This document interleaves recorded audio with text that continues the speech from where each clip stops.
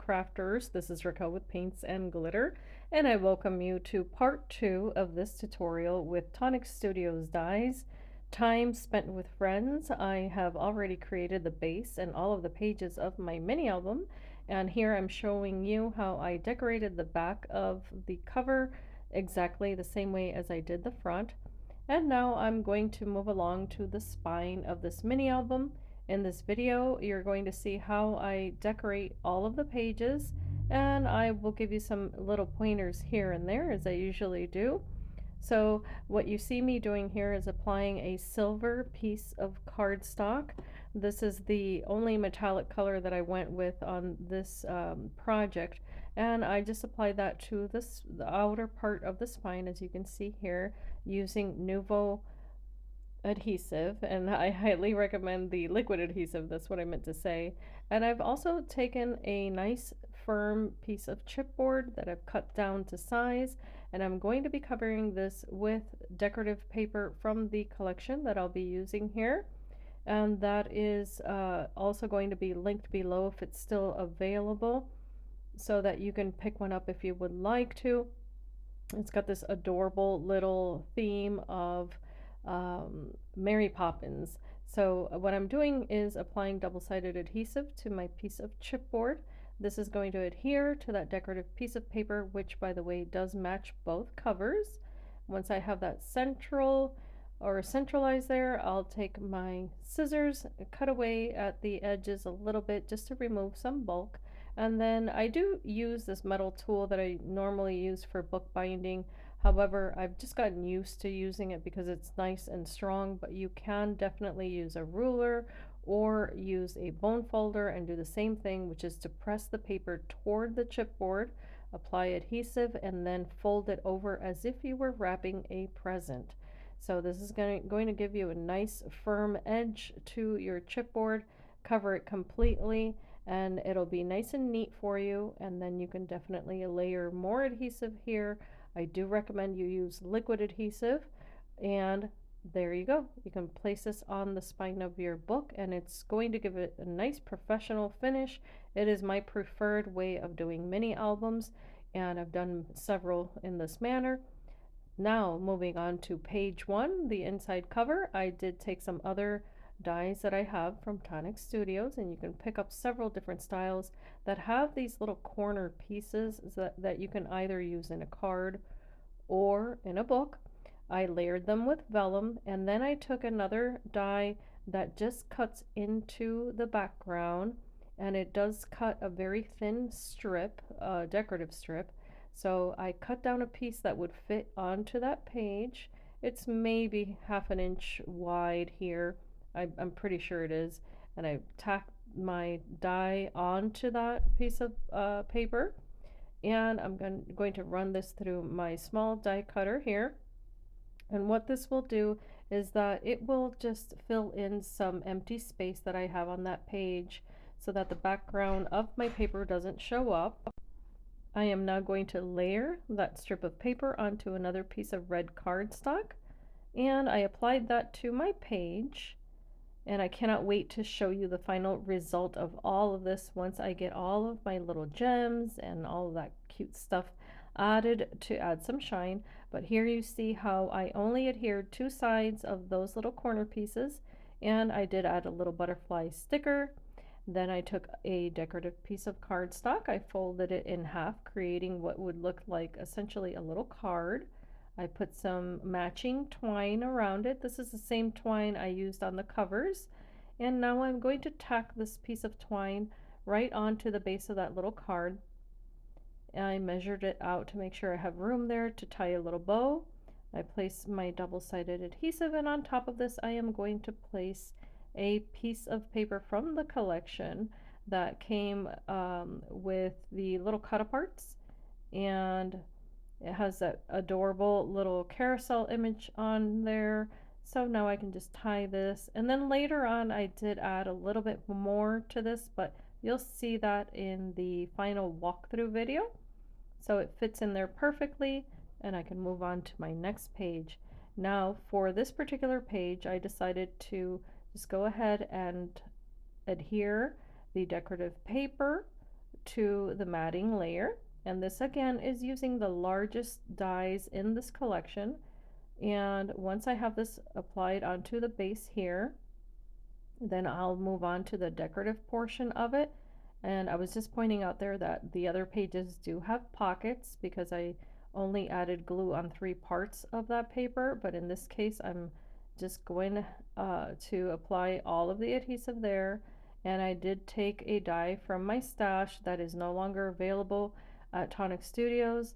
It does cut into the background, and I went ahead and created this scalloped portion here. Now, in my live video, because this was initially a live video, I had created a pop-up element for this page and I ruined it. It was horrible. So I had to think on my feet and cover up all that torn paper because I did have to tear it away. And I came up with this. There you see my little boo-boo. But it can all be fixed. So there's always hope and never ever give up. So I just use these dies that create these gorgeous edges, and I created 2 tuck spots or pockets for this page. And what I did is, of course, match both of them.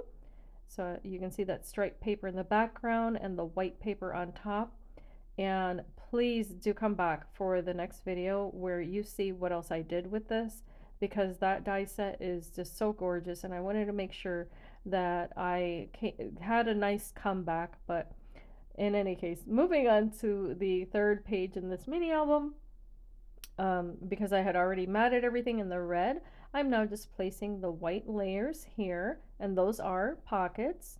I did also use some circular dies from my stash, and I'm explaining here that I cut with that largest circle a piece of acetate.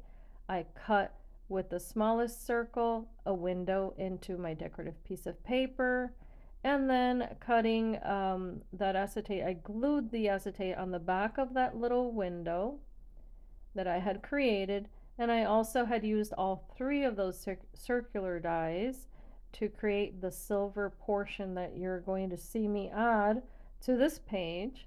But first I wanted to make sure that this could be a little pocket where I can add a picture, so I am using 3D adhesive that is about 1/8 of an inch wide. I picked this up at scrapbook.com, and I will have a link below so you can get it too. And this is wonderful because it allows just a little bit of space between those papers, and you'll be able to fit a cute little picture behind it. That acetate, by the way, does come with a film that will protect it, so you do have to remove it, and you just saw me do that there before I apply again some of that foam adhesive. And what's great about it is that you can shape it to fit your die cut. So here what I'm going to do is create a shaker, and those shaker bits are so adorable. Please, please pick some up for yourself. You won't regret it. I got mine from my lovely, beautiful friend, Lady Cree. She is on YouTube and on Instagram. So shout out to Lady Cree for her wonderful products. You're gonna want to get your hands on them. They're so cute, and they have all sorts of little elements in there. So I use that for my shaker. And now I'm just matting my next page, and I also wanted to make this cute and frilly, so I took an edge die here. It cuts into the paper, so I'm able to combine those, and look at how cute. It makes all those pretty little flowers and dots, and I combine that with another edge. And now this gives me almost a look of lace on this page. So if you don't have dies like that, you can certainly use lace, and it just creates a little bit of shadow on that page and also adds a bit of femininity, which of course I love. So there's that page complete, and I'm moving on to the following one where I had created some little windows. And by the way, these red and white pieces of card that you see here are the very smallest pieces that you can cut with this die set. What I did was that I took some stickers from, or a sticker from the collection. I cut it into strips and matted it with a white paper that you see me adding here. And then I use those 2 smallest dies. I cut the red polka dot paper and the white, layered it on top of the silver, and on the very bottom I did add yet another couple of little bows in that yellow twine, and those 2 will open up and I can add little pictures inside, and I can also go ahead and decorate on top of this, so I will. But I wanted to say that these pages also have side pockets. What I did was that because this collection came with so many cute little stickers, I incorporated them into this book by layering them onto my pages. I tend to do this part of the decorating last. And here are these little circles that were from my, what I'm calling my disaster page. I'm now calling it my comeback circles. So all I did was add the stickers on top. These had like little sugar bowl, teapot, macarons, and then the phrase here says life is better, and then I will complete that later with the stamp from the collection. And you'll see that in the next video.